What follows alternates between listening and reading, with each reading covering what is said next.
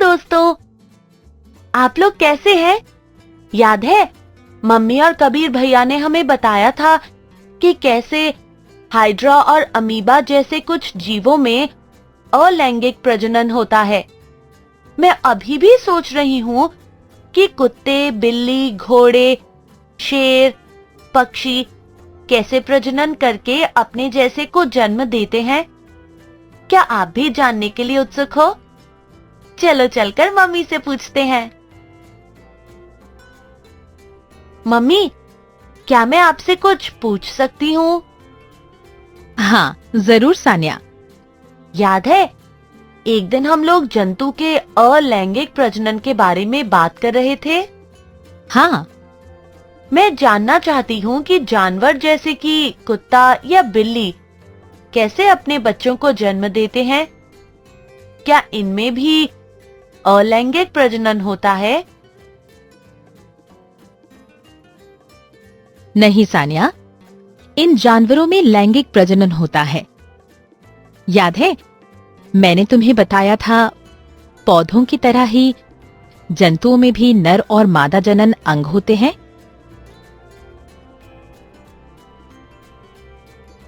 हाँ मम्मी।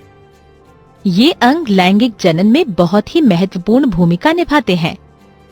पौधों में जिस तरह से अंग भाग लेते हैं। हाँ सानिया। मम्मी, ये अंग प्रजनन के लिए कैसे काम करते हैं? इससे पहले सानिया, क्या तुम जानती हो कि ये अंग क्या हैं?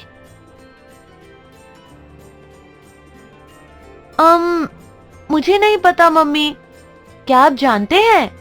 चलिए हम अपनी पुस्तक में देखकर उन अंगों के बारे में पता लगाते हैं जिन्हें नर और मादा जननांगों के रूप में वर्गीकृत किया गया है।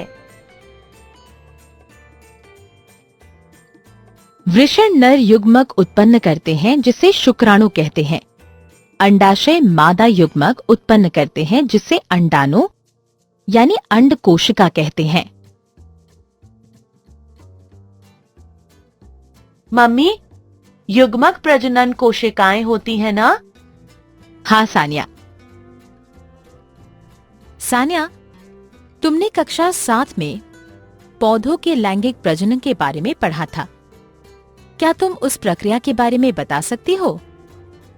हाँ मम्मी, पौधों में नर और मादा युग्मक का संलयन होकर युग्मनज बनता है। इस युग्मनज से भ्रूण बनता है जो एक पौधा बन जाता है।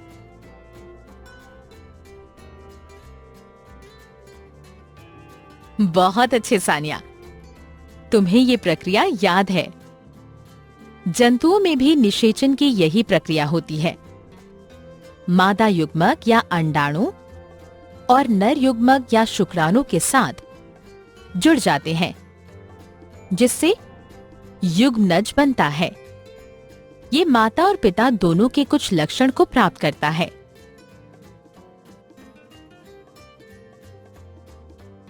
ओह, इसी वजह से माता पिता और उनके बच्चों के बीच समानता देखने को मिलती है।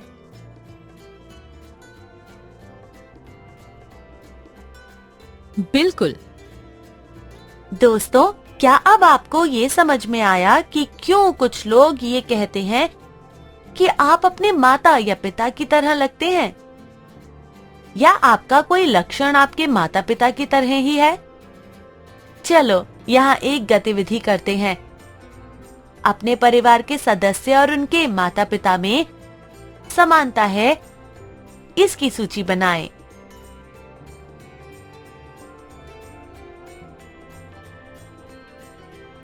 मम्मी, मुझे एक चीज अभी भी समझ में नहीं आई। आपने एक बार मुझे बताया था कि जंतुओं में नर और मादा प्रजनन अंग एक ही शरीर पर नहीं होते हैं, फिर निषेचन कैसे होता है? अच्छा सवाल पूछा सानिया। देखो, कुत्ते, बिल्ली, घोड़े, मनुष्य जैसे जंतुओं में शुक्राणु मादा शरीर में जाकर अंडाणु से संलयन करके मादा शरीर के अंदर ही युग्मनज बनाते हैं।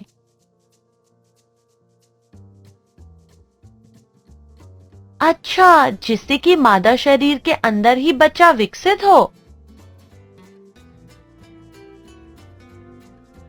हाँ, इसे आंतरिक निषेचन कहते हैं।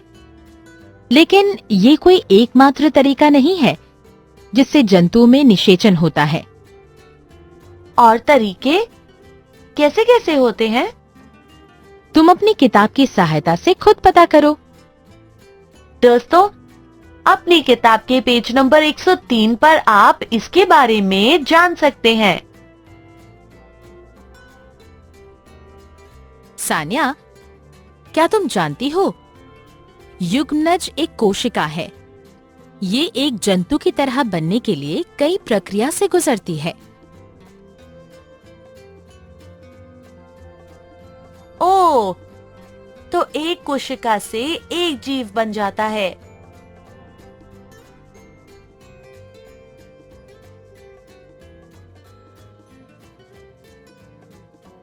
हाँ, युग्मनज लगातार विभाजित होकर कोशिकाओं के गोले में बदल जाता है, जिसके बाद कोशिकाएं समूह बनाने लगती हैं और अलग अलग ऊतकों और अंगों में परिवर्तित हो जाती हैं।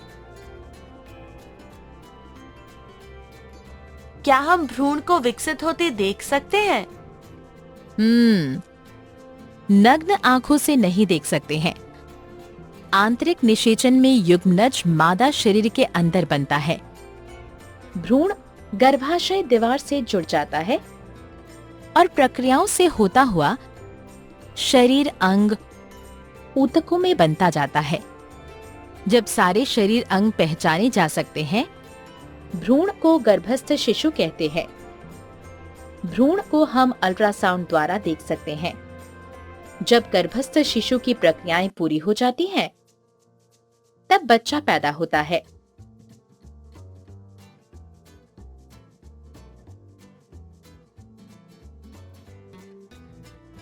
ये अल्ट्रासाउंड क्या होता है? चिकित्सकीय प्रक्रिया में अल्ट्रासाउंड यानी पराध्वनि द्वारा शरीर के अंदर की तस्वीरें लेते हैं। इससे भ्रूण के विकास की स्थिति का विश्लेषण करने में मदद मिलती है।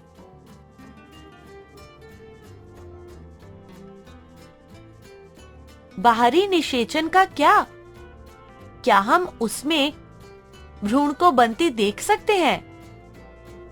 बाहरी निषेचन में जब भ्रूण मादा शरीर के बाहर बनता है, जैसे कि जलाशय जंतुओं में, भ्रूण अंडों के कवच के अंदर बनता है। जब भ्रूण पूरी तरह से विकसित हो जाता है, तब अंडा टूट जाता है। जैसे मगरमच्छ या कछुए के अंडे।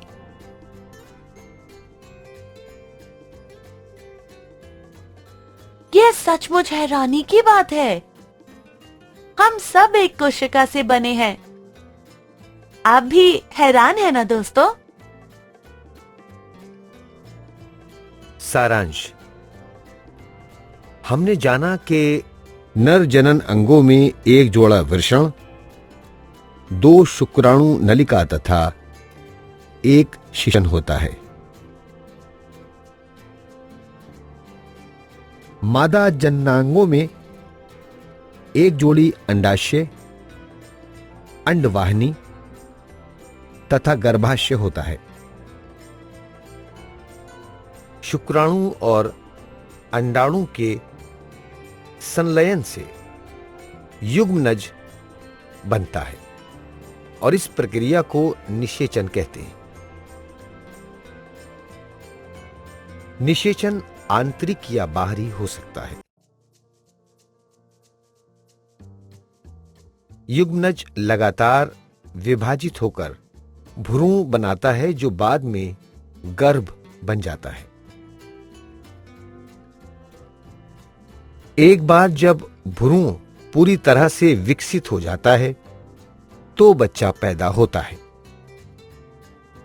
तो दोस्तों, आपको हमारा वीडियो कैसा लगा? अगर आपको हमारा वीडियो पसंद आए तो लाइक, शेयर और सब्सक्राइब करना ना भूलें।